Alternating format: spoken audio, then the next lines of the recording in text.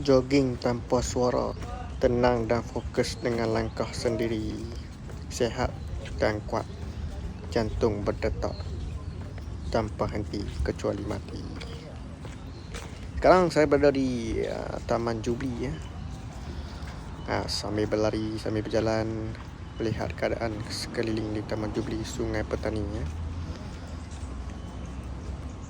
Lari dari bising, cari ketenangan di waktu pagi dengan melihat matahari menyinari. Jangan lupa like, share, subscribe YouTube Bos Aiman Project. Saya akan lebih semangat lagi untuk buat video-video terbaru dan latest lagi. Sorry ya, saya tak pandai dengan nak edit video dengan lebuh lagu ni. Baru lagi terjerumus dalam YouTube ni, YouTuber ni. Maklumlah, anak muda baru nak naik. Pada pakcik, akak-akak, abang-abang, boleh subscribe, like, share ya. Anak Melayu kita.